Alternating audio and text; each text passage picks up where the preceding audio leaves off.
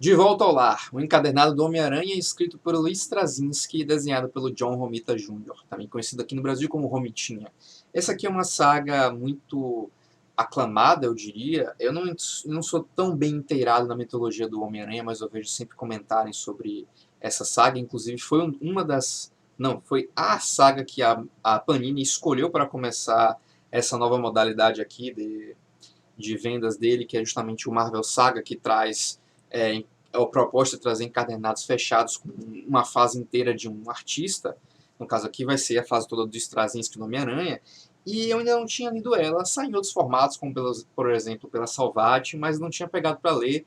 E Homem-Aranha, apesar de eu ser um personagem que eu gosto bastante, eu só li as coisas dele mais na época do perto do Reinado Sombrio e coisa um pouco mais adiante. E realmente muita coisa dele eu acabei não pegando.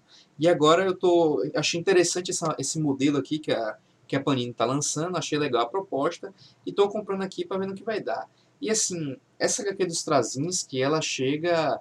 eles quiseram, a Marvel quis causar um rebuliço no Homem-Aranha. O Straczynski era um autor bastante requisitado na época. O Homem-Aranha tinha acabado de passar por uma fase aí em que tinha se divorciado da Mary Jane, que foi fazer a carreira dela de artista, se não me engano, e quiseram meio que trazer uma grande mudança para as histórias do Homem-Aranha.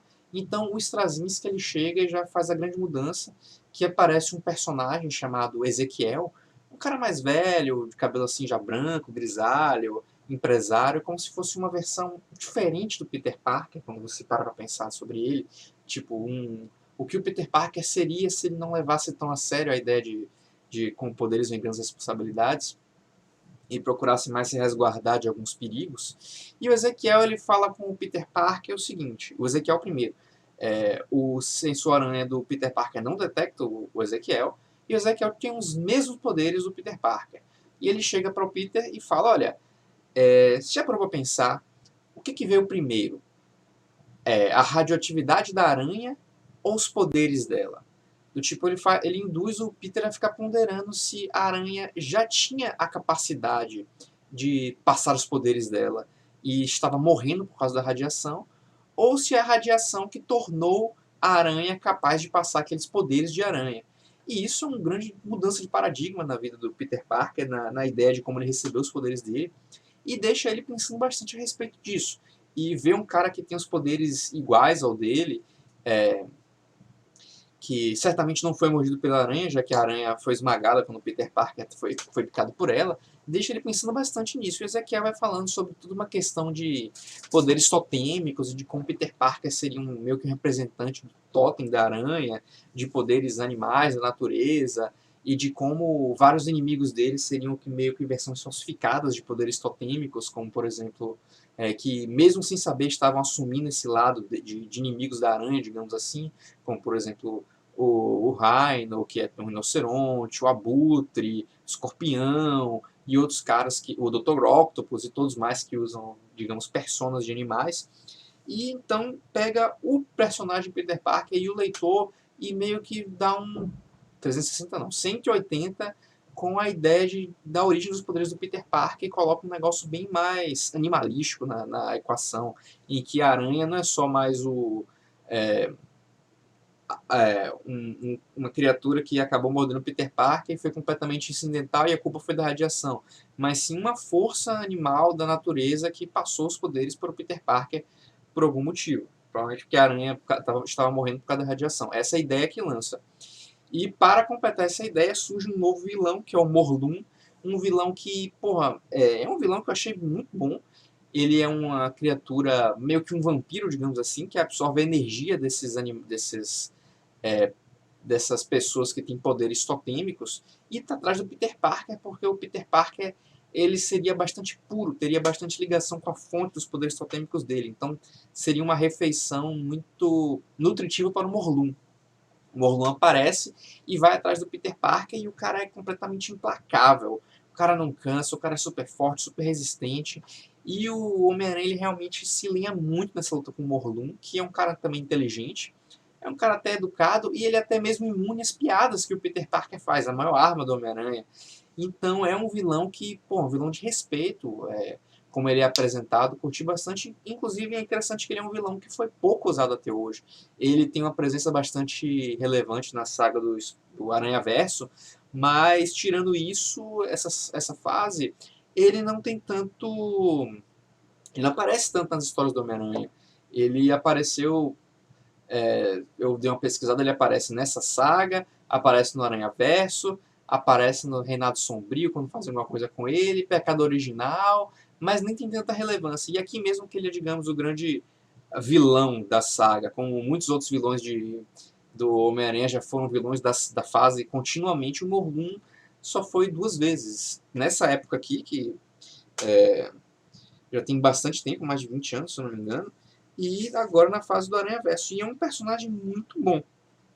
E a forma como o Straczynski apresenta e vai passando isso, mostrando isso, além de outros elementos que vão botar de cabeça para baixo o mundo do Homem-Aranha, são bastante interessantes. E é uma HQ que eu achei bem divertida de ler, bem gostosa mesmo, bem escrita, e que traz não só do ponto de vista do Homem-Aranha, mas também do Peter Parker, mudanças para o Peter Parker, como, por exemplo, eu acho que é a primeira HQ que ele se torna professor, coisa que seria recorrente a partir daí, seria a nova profissão do Peter Parker.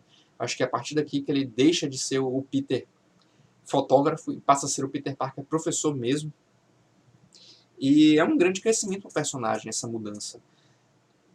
Que eu achei muito bem-vinda nas HQs mais atuais. Assim, como eu falei, eu não acompanhei tanto o segmento da história toda do Homem-Aranha, então esse momento de transição eu perdi, mas eu acredito que apareceu, que surgiu aqui com o Straczynski, e foi realmente legal como ele colocou com o Peter Parker numa escola pública de um bairro que era o antigo bairro dele, a antiga escola dele, mas que agora está meio decadente, com um lugar sujo, com pouca verba, com crianças assim que de realmente crianças pobres que precisam de ajuda de alguém que presente, um professor que se importe com a instrução delas, com a formação e com a educação mesmo, não só com transmitir conhecimento. E é uma escola que dá a entender que muitos professores nem se importam com isso, estão lá só por causa que é o lugar onde eles foram parar. E o Peter Parker ele quer ser diferente, quer ser um mentor, um professor de fato para aqueles alunos. E isso é algo excelente dessa edição.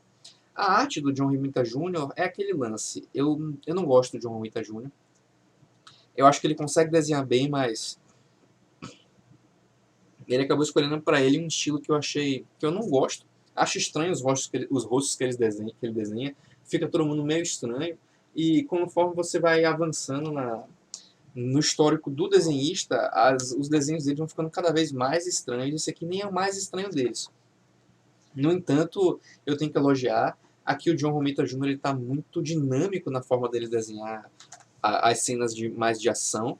E mais do que isso, ele é um cara que ele não está desenhando só.